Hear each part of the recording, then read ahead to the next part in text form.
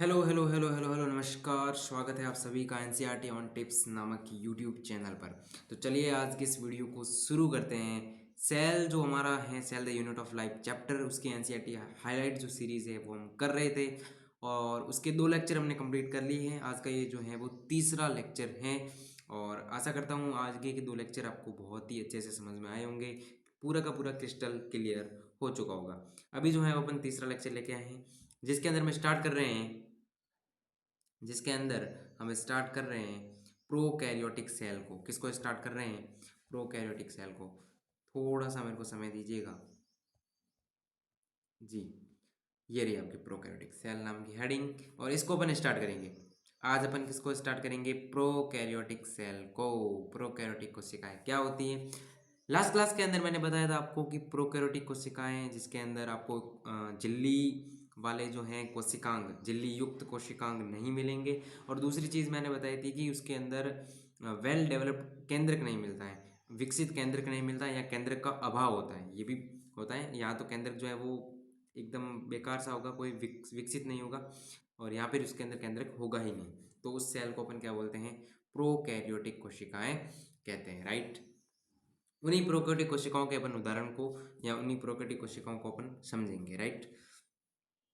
चलिए, प्रोकैरियोटिक कोशिकाएं, थोड़ा सा मैं इसका कम कर देता हूँ। प्रोकैरियोटिक कोशिकाएं जीवाणु, नीलरी शैवाल, माइकोप्लाज्मा और प्लूरोनिमोनिया समजीव पीपीएलओ मिलते हैं। यहाँ पे इसने प्रोकैरियोटिक कोशिकाओं के कुछ उदाहरण दिए हैं कि किस किस के अंदर प्रोकैरियोटिक सेल होती है। सबसे पहला जो उदाहरण है वो है जीवाणु। जीवाणु को इंग्लिश के अंदर बोला जाता है बैक्टीरिया।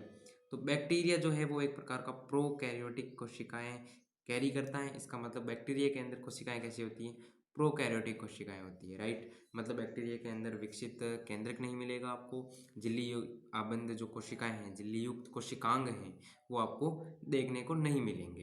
क्लियर। वही का वही नीलहरित शैवाल में भी यही होता है जिसको ब्लू ग्रीन एल्गी BGA भी कहते हैं, जिसको नीलहरित शैवाल इसने लिखा है, उसके अंदर भी प्रोकैरियोटिक सेल होगी। माइकोप्लाज्मा जो है और प्लूरोनिमोनिया समझिए PPLO, pleuropneumonia like organism. Pleuropneumonia like यानी सम, या गया वहाँ पे प्लूरोनिमोनिया सम, और ओ यानी ऑर्गेनिज्म यानी जीव। प्लूरोनिमोनिया लाइक ऑर्गेनिज्म, तो ये हो गया PPLO। क्लियर हुआ क्या? PPLO की फुल फॉर्म क्लियर हुई? आ सकती है फुल फॉर्म। इन सब के अंदर क्या मिलती है आपको? प्रोकैरियोटिक सेल मिलती है। सामान्यतया ये यूकेरियोटिक कोशिकाओं से बहुत बड़ी होती है। बहुत इंपॉर्टेंट लाइन है, इस लाइन को थोड़ा सा जो है हाईलाइट करेंगे। ये यूकैरियोटिक कोशिकाओं से बहुत छोटी होती है। पहले शायद मैंने बड़ी बोला है, सॉरी अगर बड़ी बोला है तो। ये यूकैरियोटिक कोशिकाओं से बहुत छोटी होती है, यानी कि प्रोकैरियोटिक कोशिकाएं क्या होती है? यूकैरियोटिक। अगर हम इसकी साइज की बात करेंगे तो अगर ये मेरी यूकैरियोटिक सेल है तो प्रोकैरियोटिक सेल मेरी इतनी ही होगी, यानी साइज के अंदर क्या होती है? छोटी होती है। यूकैरियोटिक से प्रोकैरियोटिक छोटी। क्लियर। और काफी तेजी से विभाजित, विभाजन इनका बहुत तेजी होता है, फटाफट से। मान लो अगर 1 मिनट में ये कोशिका 2 नई कोशिकाओं को बना रही है, तो यूकैरियोटिक वाली, ठीक है। तो अगर मैं इस प्रोकैरियोटिक वाली की बात करूंगा तो ये 1 मिनट में बहुत सारी नई कोशिका बना देगी, बहुत सारी नई कोशिका बना देगी। मतलब इनका विभाजन जो है वो क्या होता है? बहुत तेज गति से होता है यूकैरियोटिक की तुलना में। यूकैरियोटिक की तुलना में प्रोकैरियोटिक का विभाजन पूछे गए, ये लाइनें पूछी गई है एनसीईआरटी के अंदर। ये जो लाइनें हैं वो एनसीईआरटी की वो एग्जाम के अंदर पूछी गई है, ठीक है। माप का आकार काफी भिन्न होता है। शेप और साइज में देखें तो विभिन्नता बहुत ज्यादा है यूकैरियोटिक सॉरी प्रोकैरियोटिक के अंदर, ठीक है। जीवाणु के 4 मूल आकार होते हैं। ये जो जीवाणु है बैक्टीरिया, इसके 4 मूल आकार होते हैं। जब आप बायोलॉजिकल क्लासिफिकेशन यानी जीव जगत का वर्गीकरण उस चैप्टर को जब पढ़ते हैं तो ये चारों के चारों चित्र सहित आपको जो है वो दे रखे हैं। आप आराम से वहाँ पढ़िएगा, मैं यहाँ पे आपको समझाऊंगा। जीवाणु के 4 मूल आकार होते हैं। 4 प्रकार के या 4 आकार के मूलभूत आकार के जीवाणु मिलते हैं मोस्ट ऑफ, ठीक है। पहला जो दे रखा है वो दंडाकार दे रखा है जिसको बेसिलस बोला है। दूसरा गोलाकार यानी कि कोकस। तीसरा कोषाकार यानी विब्रियो। और चौथा जो है वो सर्पिलाकार या स्पाइलर, ठीक है। ये 4 प्रकार है। एक तो दंडाकार मतलब ऐसे दंड शेप में जीवाणु के आकार बता रहा है, ये दंड शेप में होगा। गोलाकार भी हो सकते हैं जीवाणु, ठीक है, कोकस, ठीक है। कोषाकार या विब्रिय हो सकते हैं ऐसे, कोमाकार है ना, कोषाकार ऐसे तिलक की तरह ऐसे, ठीक है। और स्पाइरलर ऐसे सांप की तरह है ना, सर्पिलाकार, ये चारों जो है वो बायोलॉजिकल क्लासिफिकेशन आप चैप्टर खोलना, उसमें चारों दे रखे, आप वहाँ से फोटो देख के आप थोड़ा बहुत समझने की कोशिश करिएगा, ठीक है। चार आकार है, ठीक है। जैसे कि आपने कुछ नाम पढ़े होंगे, जैसे कोकस, कोई कोई बैक्टीरिया के पीछे ऐसे नाम लिखे होते हैं, जैसे कोकस का हो गया, है ना, विब्रियो। अच्छा चलो, ये कोषाकार जो लिखा हुआ है, आपने एक नाम सुना होगा विब्रियो कॉलेरी। विब्रियो कॉलेरी जो है एक जीवाणु का नाम सुना होगा, विब्रियो कॉलेरी। तो उसमें ये जो विब्रियो आ रहा है शब्द, ये शब्द यहीं से तो आ रहा है कि इसका शेप जो है वो कैसा है, कोषाकार है, ठीक है। जैसे बैसिलस थुरिनजिएसिस हैं, ऐसे कुछ जीवाणु हैं जिनमें नाम से अपने को पता चल जाता है उसका आकार कैसा है, ठीक है। तो ये कुछ जीवाणु के जो है वो मूलभूत आकार अपने को दे रखे हैं। क्लियर है क्या? ठीक है, आप वहां जाके आप इस चीज को अच्छे से समझ सकते हैं बायोलॉजिकल क्लासिफिकेशन से। उसके बाद देखो, ससीम केंद्री, ये जो फोटो दे रखा है उस पर आ रहा है, फोटो पे आए, ससीम केंद्री। ससीम केंद्री का मतलब क्या होता है? यूकैरियोटिक। ससीम केंद्री का मतलब क्या होता है? यूकैरियोटिक। यूकैरियोटिक कोशिका का अन्य सजीवों के साथ तुलनात्मकता का चित्र द्वारा प्रदर्शन, ठीक है। तो ये आपका जो है वो प्रारूपिक जीवाणु है जिसका साइज 1 to 2 माइक्रोमीटर है। ये आपका पीपीएलओ है जिसका साइज लगभग 0.1 माइक्रोमीटर है। ये आपका विषाणु यानी कि वायरस है। वायरस का साइज बहुत कम होता है, 0.02 से 0.2 माइक्रोमीटर के बीच में वेरी करता है। क्रिस्टल क्लियर है?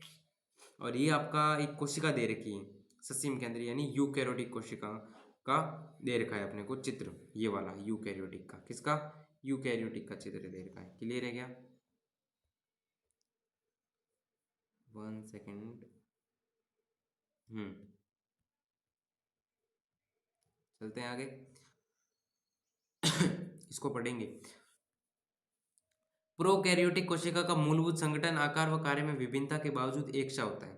मूलभूत संगठन जो होता है, भले इसका आकार अलग है, भले इसके कार्य अलग है, लेकिन इसका मेन जो मूलभूत संगठन है वो एक जैसा होगा।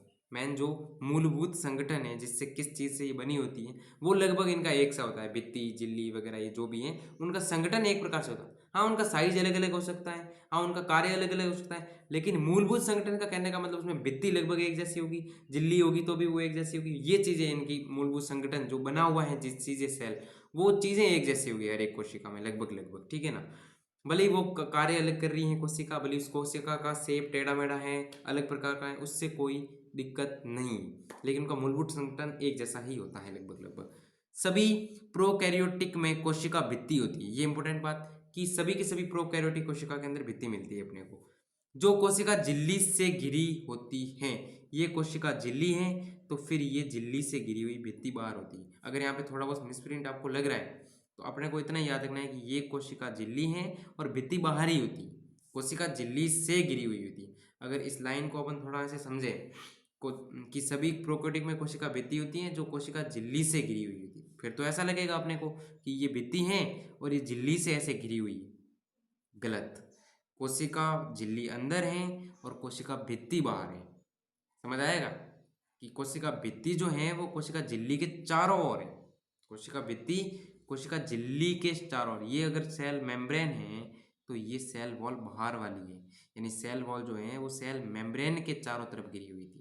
अगर इस चीज़ को यहाँ पर पढ़ते हैं तो अपने को ऐसा प्रतीत होता है कि कोशिका झिल्ली से घिरी हुई है, इसका मतलब ये अगर आपकी सेल वॉल है तो ये सेल मेम्ब्रेन बता रहा है कि कोशिका झिल्ली से घिरी थी। अगर ऐसा लग रहा है इस सेंटेंस में, है ना कहीं ऐसा कैसे, देखो कि सभी प्रोकैरियोटिक में कोशिका भित्ति होती है जो कोशिका झिल्ली से घिरी हुई होती है। ये कह रहा है कि ये कोशिका भित्ति होती है जो कोशिका झिल्ली से घिरी हुई होती है, ये झिल्ली बता रहा है। ऐसा प्रतीत हो रहा है कि ये झिल्ली बता रहा है, लेकिन ये क्या हो जाएगा, अपने को तो बस इतना याद रखना है कि ये सेल मेम्ब्रेन है तो बाहर सेल वॉल होती है, बस इतना याद रखना है। क्लियर है क्या? चलो, केवल माइकोप्लाज्मा को छोड़कर, इसका मतलब माइकोप्लाज्मा जो उसमें उसके अंदर सेल वॉल नहीं होती। आपको ये पॉइंट याद रखना है, बहुत ज़्यादा इंपॉर्टेंट पॉइंट है कि किसके अंदर कोशिका भित्ति नहीं होती, माइकोप्लाज्मा के अंदर कोशिका भित्ति नहीं होती। इसका मतलब माइकोप्लाज्मा कोशिका भित्ति रहित है, कोशिका भित्ति रहित है। आगे बढ़ेंगे। कोशिका से साइटोप्लाज्म एक तरल मैट्रिक्स के रूप में भरा रहता है। कोशिका में क्या होगा, मैंने ये तो पहले भी बता चुका हूं मैं ये तो मैं पहले भी बता चुका हूँ लास्ट लेक्चर के अंदर, लेकिन फिर बता रहा हूँ कि ये अगर कोशिका है तो इसके आयतन को घेरे हुए जो भी स्थान है उसको अपन कोशिका द्रव्य कहते हैं। तो कोशिका में साइटोप्लाज्म को हिंदी में कोशिका द्रव्य कहेंगे। एक तरल मैट्रिक्स के रूप में भरा हुआ है, यहाँ पे रहेगा तरल मैट्रिक्स के रूप में। इसमें कोई स्पष्ट विभेदित केंद्रक नहीं पाया जाता। अपन प्रोकैरियोटिक पढ़ रहे हैं, इसका मतलब स्पष्ट केंद्रक या विभेदित ऐसे अलग से दिखने वाला केंद्रक अपने को नहीं मिलेगा। अनुवांशिक पदार्थ मुख्य रूप से नग्न व केंद्रक झिल्ली द्वारा परिबद्ध नहीं होता है।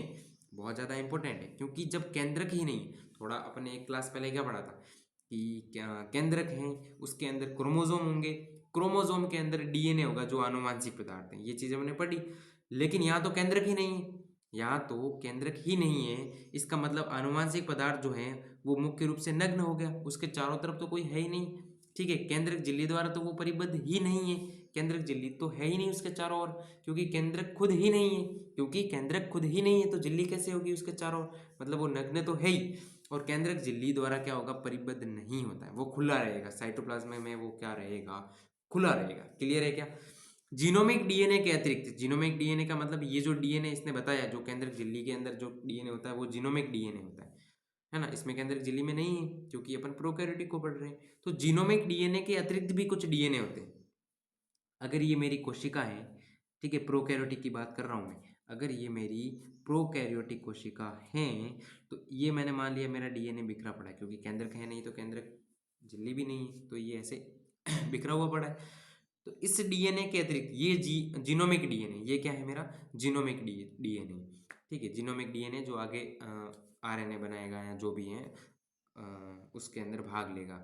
ठीक है, प्रोटीन बनाएगा, आरएनए बनाएगा, ये सारी के आरएनए बनाएगा, आरएनए फिर प्रोटीन बनाएगा, मतलब ये जीनोमिक डीएनए है, ये आगे संततियों में जाएगा। ये आगे कहाँ जाएगा, संततियों में जाएगा। लेकिन इस डीएनए के अतिरिक्त भी कुछ डीएनए होते हैं। एकल गुणसूत्र, गुणसूत्र कैसा होगा, एकल गोलाकार डीएनए होते हैं। यहाँ पे कुछ गोलाकार डीएनए मिलते हैं। कैसे मिलते हैं, गोलाकार डीएनए मिलते हैं। और इन डीएनए को बोलते हैं प्लाज्मिड। क्या बोलते हैं, याद रखना है, प्लाज्मिड। ये जो लाइन लिखी हुई है ना, ये सीधी सीधी लाइन पूछी गई है एग्जाम के अंदर कि जीनोमिक डीएनए के अतिरिक्त, ये पूरी लाइन एकदम रट लेनी है, इसको तो रट ही लेना है कि जीनोमिक डीएनए के अतिरिक्त एकल गुणसूत्र का होगा, गोलाकार डीएनए का, मैंने गोलाकार बनाया, एकल गुणसूत्र का होगा। जीवाणु में सूक्ष्म डीएनए वृंत जो जीनोमिक डीएनए के बाहर पाए जाते हैं। अगर ये मेरा जीनोमिक डीएनए है तो ये थोड़ा सा बाहर पाया जाएगा, वहां ही नहीं पाया जाएगा, मतलब थोड़ा हटके होगा, बाहर होगा। ठीक है, जीवाणु में होगा सूक्ष्म डीएनए वृंत होंगे, छोटे छोटे हैं डीएनए, छोटे वृंत, वृंत मतलब वृत्त, गोलाकार, ठीक है ना, छोटे पिंड, वृत्त को पिंड पिंड भी बोलते हैं, छोटे छोटे पिंड होंगे जिसको जीनोमिक डीएनए के बाहर पाए जाते हैं। देख सकते हो आप, जीनोमिक डीएनए के बाहर मिल रहा है अपने को। और इन डीएनए वृंतों को या डीएनए पिंडों को प्लाज्मिड कहा जाता है। पूरी लाइन समझ में आई, क्लियर है? जीनोमिक डीएनए के अतिरिक्त होंगे, एकल गुणसूत्र होंगे और गोलाकार होंगे। और जीवाणु के अंदर पाया जाए, देखो जीवाणु में लिखा हुआ है, ठीक है, सूक्ष्म डीएनए होंगे यानी छोटे होंगे, और जीनोमिक डीएनए से बाहर पाए जाएंगे। इनको अपन क्या कहेंगे, प्लाज्मिड कहेंगे। क्या कहेंगे, प्लाज्मिड। ये प्लाज्मिड डीएनए जीवाणुओं में विशिष्ट समलक्षणों को बताते हैं। उनमें से एक प्रतिजीवी के प्रतिरोधी होते हैं, है ना। ये कुछ विशिष्ट समलक्षण बताते हैं उस जीवाणु के, उस जीवाणु के अंदर कुछ विशिष्टताओं को ये बताते हैं। और उनमें से एक विशेषता दे रखी है, ये भी बहुत इंपॉर्टेंट लाइन है कि प्रतिजीवी के प्रतिरोधी होते हैं, प्रतिजीवी के प्रतिरोधी। ये लाइन आपको याद रखनी है, बहुत ज्यादा ये पैरा इंपॉर्टेंट है और इससे सीधा क्वेश्चन आ सकता है। क्लियर है क्या? आप उच्च कक्षाओं में पढ़ेंगे कि प्लाज्मिड डीएनए वृंत जीवाणु का बाहरी डीएनए के साथ साथ रूपांतरण के प्रबोधन हेतु उपयोगी है। अगर आप चलो 12th के अंदर एक बायोटेक्नोलॉजी नाम से 2 चैप्टर आते हैं, उन चैप्टरों के अंदर अपन पढ़ते हैं कि प्लाज्मिड का जो यूज है वो रूपांतरण के अंदर भी, एक जीवाणु से दूसरे जीवाणु के अंदर कुछ डीएनए वगैरह ट्रांसफर करने के लिए, ठीक है ना, उसके अंदर ये चीज़ें प्लाज्मिड काम आती हैं। ये प्लाज्मिड काम आता है, उसको अपन आगे की क्लास में जब 12th के लेक्चर अपलोड किए जाएंगे तब अपन उसको आराम से देखेंगे। केंद्रक झिल्ली यूकैरियोटिक में पाई जाती है। एक चीज ये लिखी कि केंद्रक झिल्ली कहाँ पाई जाती है, यूकैरियोटिक में, मतलब प्रोकैरियोटिक के अंदर तो नहीं पाई जाती है। क्लियर? राइबोसोम के अलावा प्रोकैरियोटिक में यूकैरियोटिक अंगक नहीं पाए जाते हैं। एक ही अंगक है जो राइबोसोम, वो प्रोकैरियोटिक के अंदर मिलेगा, और वो भी राइबोसोम हमने आगे देखा। देखो ये लाइन लिखी हुई है, अभी देखा था, रुको, ये देखो यहाँ पे एक लाइन अपन ने पढ़ी थी, यहाँ पे थी, है ना। ये देखो, यूकैरियोटिक एवं प्रोकैरियोटिक दोनों में झिल्ली रहित अंगक राइबोसोम मिलते हैं। लिखा हुआ है क्या? राइबोसोम कैसे हैं? झिल्ली रहित। इसका मतलब राइबोसोम के अलावा प्रोकैरियोटिक में यूकैरियोटिक अंग नहीं पाए जाते। राइबोसोम अकेला पाया जाएगा प्रोकैरियोटिक के अंदर, झिल्ली रहित है। क्लियर है क्या? प्रोकैरियोटिक में कुछ विशेष प्रकार के अंतर्विष्ट पिंड मिलते हैं। अंतर्विष्ट पिंड मिलते हैं कुछ। प्रोकैरियोटिक की ये विशेषता है कि उनमें कोशिका झिल्ली एक विशिष्ट विभेदित आकार में मिलती है, जिसे मीजोसोम कहते हैं। ये तत्व कोशिका झिल्ली अंतर्वलन होते हैं। ये एक प्रोकैरियोटिक की विशेषता है, इसको मैं समझाऊंगा, बहुत इंपॉर्टेंट है। कि अगर ये मेरा प्रोकैरियोटिक, माफी चाहता हूँ, यहाँ से बनाऊंगा। मान लो अगर मेरी ये प्रोकैरियोटिक की कोशिका है, क्या है मेरी? प्रोकैरियोटिक की कोशिका है। तो अगर ये कोशिका है तो इस कोशिका के चारों तरफ कोशिका झिल्ली होगी। ये मैंने बना दी कोशिका झिल्ली। उसके बाद अगर मैं बनाऊंगा तो एक कोशिका भित्ति भी तो होगी। ये मेरी कोशिका भित्ति हो गई। ठीक है, होता क्या है, और ये मेरी क्या है? सेल है। ठीक है, होता क्या है कि ये जो कोशिका झिल्ली है सेकंड नंबर पे जो ब्लैक लाइन से मैंने बताई है, वो झिल्ली कुछ अंतर्वलन दर्शाती है। थोड़ा सा इसको अपन देखेंगे।